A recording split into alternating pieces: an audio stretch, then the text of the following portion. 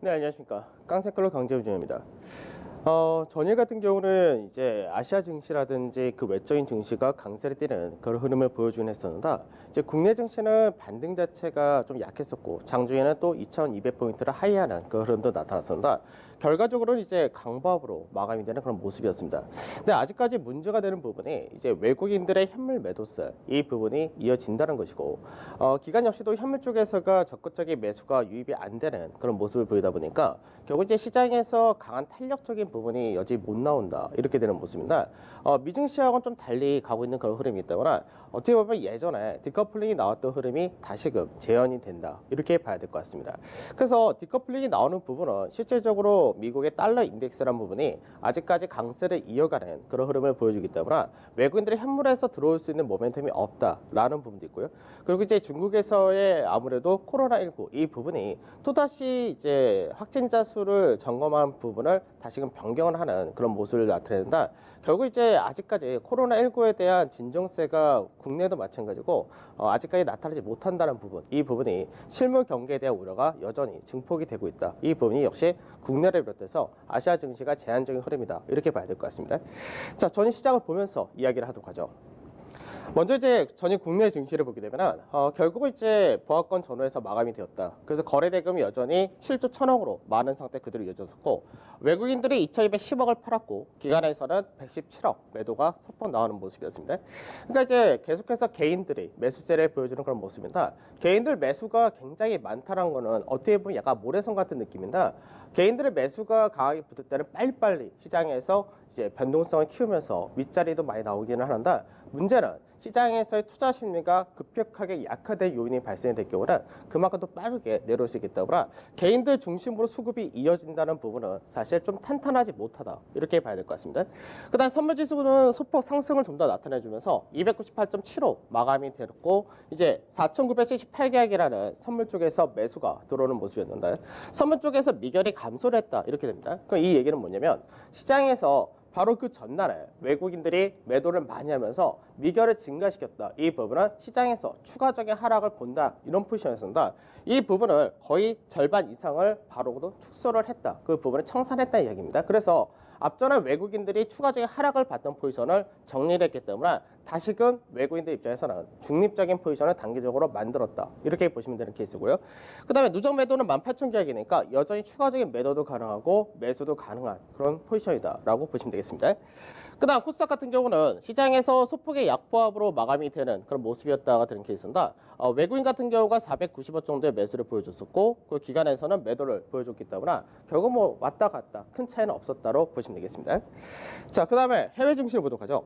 해외 증시를 보게 되면 우선은 중국 증시 같은 경우가 전일 같은 경우는 요 근래 들어서 계속된 상승에서 소폭의 하락으로 마감이 되는 그런 모습이었는데, 일부 차익 실현이 떨어졌다 정도 보시면 될 것 같고, 이제 오늘 중국에서 대출 우대 금리 결정이 나오는데, 뭐 앞전에도 금리 인하를 0.1% 정도 했었기 때문에 이번에도 거의 비슷하다 정도로 생각하시면 될 것 같고, 이 부분은 역시나 통화 정책이면서도 이미 시장에서 알려진 부분이기 때문에 시장에서 추가적인 모멘텀을 제공하지 못한다고 보시면 되겠습니다.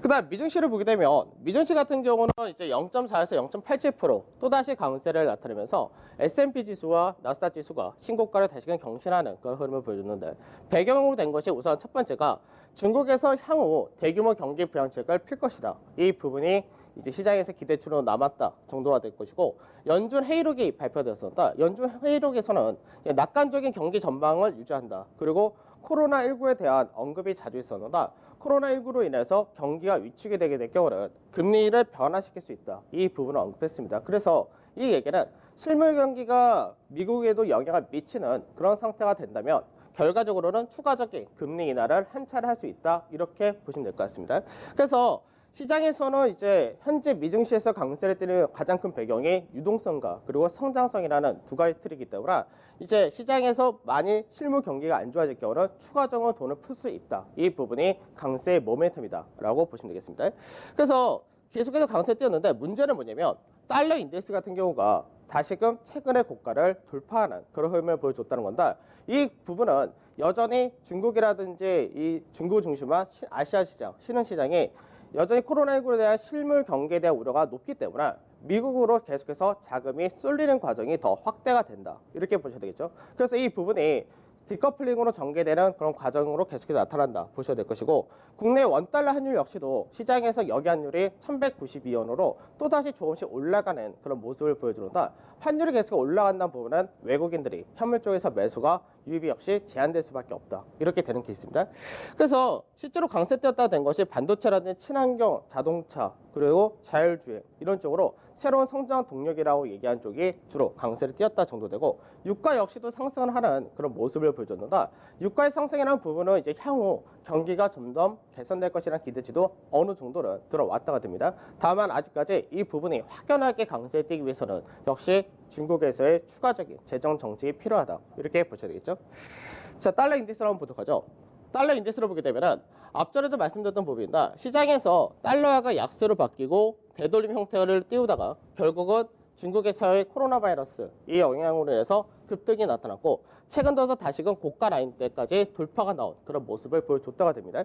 그러면 달러의 강세가 계속해서 이어지고 있기 때문에 달러의 강세가 꺾이는 시기는 결국 중국에서의 코로나19에 대한 우려가 완화가 되고, 그리고 거기다가 추가적인 재정 정책이 발표가 되어야지 그때 추가적으로 이제 달러가 꺾이고 신흥국이 오히려 신흥국 통화가 강세를 띠면서 외국인의 매수가 들어올 수 있는 여건이 만들어진다. 이렇게 됩니다.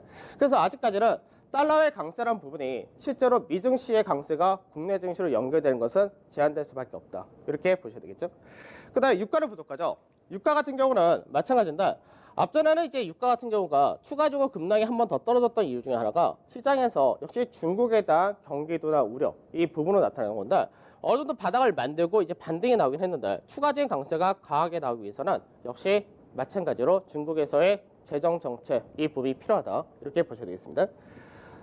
저는 지수하고 업종별 흐름을 보도록 하죠. 시간이 없으니까 간단하게 보죠.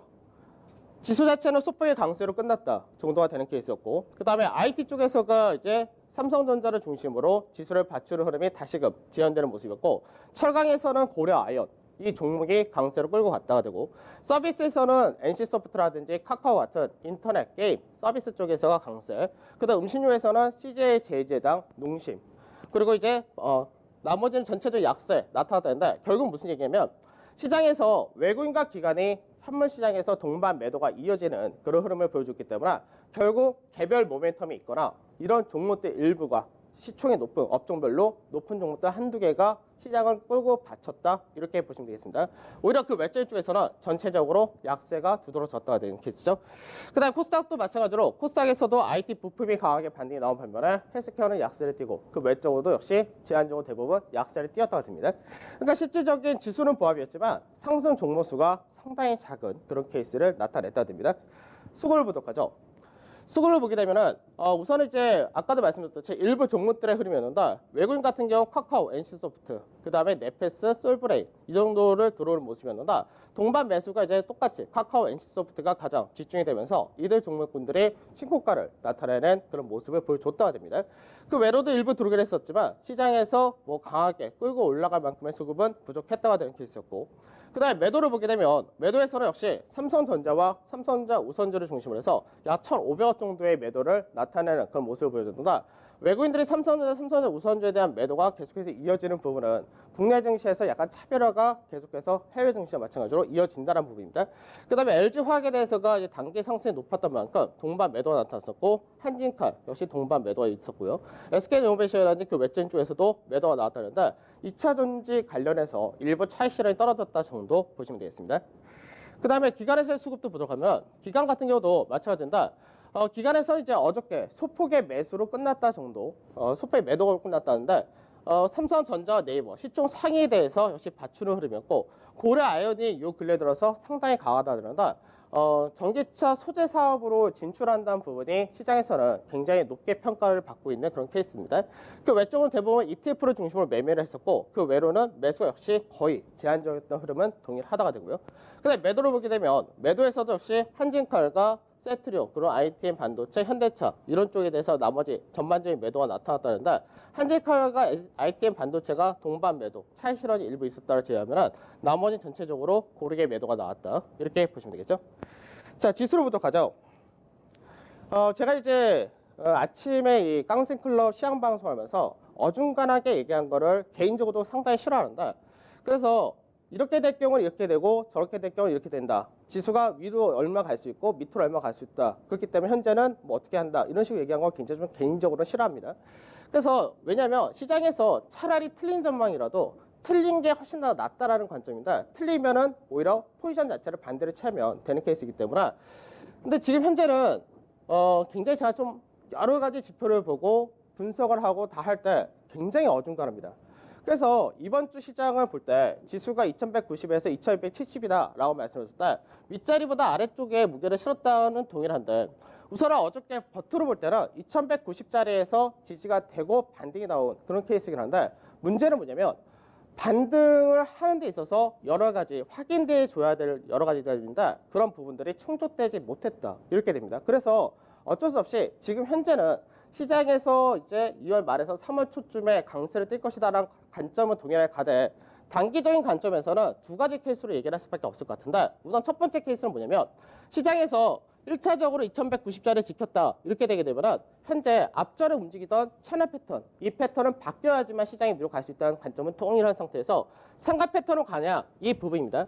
상가 패턴으로 간다 될 경우는 시장에서 추가적인 상승이 바로 나올 수는 없다가 되는데, 이 과정에서 바닥을 다지고 이제 2월 말에서 3월 초쯤에 윗자리를 가느냐 이 케이스가 될 수가 있고, 근데 이렇게 되게 된다면 시장에서 우선은 여러 가지 조건이 붙어야 되는 것이 중국 양해가 일정대로 나와줘야 되고, 중국에서의 대규모 경기 부양책 역시도 필요하다고 되고, 그리고 코로나 확산세 자체가 진정이 되어줘야 된다. 이런 여러 가지 조건들이 좀 필요하다. 이렇게 보셔야 될 것 같습니다. 반대로 두 번째 케이스는 뭐냐면은, 두 번째 케이스는 시장에서 어제까지가 1차 하락이다라고 보는 케이스입니다. 그러면 무슨 얘기냐? 시장에서 추가 조정이 더 필요하다는 이야기고, 앞전에 말씀드렸던 2190이 어저께는 지지가 됐지만 실제로는 추가 하락을 다음 주까지는 더 열어둬야 된다. 이게 관점이 됩니다. 그래서 이렇게 되게 될 경우는 결국 이제 패턴 자체는 무슨 패턴이냐? 삼각이 아니라 이제 채널 패턴인데, 앞전에는 상승 채널 패턴이었으면 지금 하락 채널 패턴인데, 하락 채널 패턴을 거치고 나서 나중에 조금 늦게 3월, 2월 말이나 3월 초가 아니라 그거보다는 약 1, 2주 정도 더 늦게 돌파가 나온다. 이런 관점으로 보는 건데, 이 경우는 뭐냐면은 중국 양해가 열리는 시기 자체가 지연이 되거나, 또는 추가적으로 이제 미증시라든지 쪽에서 차익실이 떨어지거나, 그리고 국내 실물 경기라는 쪽이 영향을 좀 많이 받는다. 이렇게 되면서 영향을 받을 때입니다. 그래서 환율적인 부분이 아직까지 여러 가지가 국내 증시에서 우호적인 흐름은 아니기 때문에 정점이 찍혔다가 된 경우는 오히려 괜찮다고 얘기하는데, 그 부분이 아니기 때문에 이 경우는 추가적으로 지수가 2165포인트 정도까지는 최소 열어둬야 된다. 이렇게 봐야 될 것 같습니다. 그래서 현재 위치 자체가 업종별 종목별로는 일부 이제 모멘텀을 받는 쪽은 강세를 띌 수가 있다는데, 시장 전체로 볼 때는 굉장히 좀 어중간한 위치라서 두 가지 케이스를 같이 겸해서 생각을 해야 될 것 같습니다. 자, 투자 전략을 보도록 하죠. 그러면 케이스 1 같은 경우는 마찬가지인데, 우선은 시기 자체를 이제 2월 다음 주 중반까지로 좀 더 길게 연장시켜 놨는데, 우선 지수 자체가 전체적으로는 쌍바닥이랑 관점은 똑같습니다.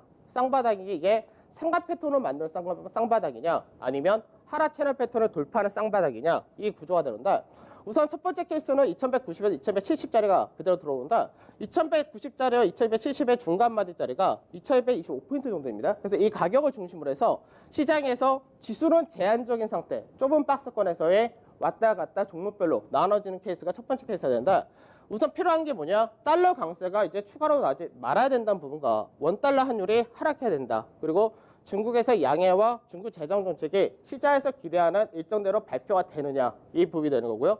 두 번째 케이스 같은 경우는 오히려 시장에서 상단 자리는 2130포인트 정도로 잡고 하단 자리를 2165까지 잡아놓은 케이스인데, 이 경우는 이제 시장에서 1차 조정은 어저께로 마감이 되었고 2차 조정이 들어올 수 있다. 이런 관점입니다. 그래서 이때는 역시 마찬가지로 중국 양해라든지 코로나19 확산세가 진정되는 것이 지연된다 하게 될 경우는 두 번째 케이스가 된다. 이렇게 보셔야 될 것 같습니다. 그래서 지금 현재 미증시를 봤을 때는 첫 번째 케이스가 우려차한 케이스고, 그 다음에 중국이라든지 현재 여러 가지 일정들을 봤을 때는 두 번째 케이스가 우세한 케이스이기 때문에 상당히 좀 복잡하다라고 말씀드릴 수밖에 없을 것 같습니다. 그래서 약간의 현금을 만들었던 기존의 전략을 아직까지는 유지한 쪽으로 그렇게 말씀을 드리도록 하고, 어느 정도 강세 모멘텀이 있는 쪽에 대한 단기적인 업종별 종목별 차별화는 이어질 가능성이 여전히 높다. 이렇게 보셔야 될 것 같습니다. 자, 오늘 여기서 이제 마무리를 하도록 할 건데, 저도 애매하게 시장 전략을 말씀드린 걸 굉장히 싫어하는데, 지금 현재 구간은 그렇게 애매하면서도 상당히 까다로운 구간, 이렇게 보셔야 될 것 같습니다. 그래서 중장기적인 관점에서는 뭐 시장에서 조정이 들어올 때 언제든지 분할 매수를 하거나 추가 매수를 하시는 것도 좋다고 생각하는데, 단기적인 관점에서는 하나씩 좀 더 확인하고 가는 그런 과정이 좀 필요하지 않을까 싶습니다. 그럼 저는 내일 찾아뵙도록 하겠습니다. 감사합니다.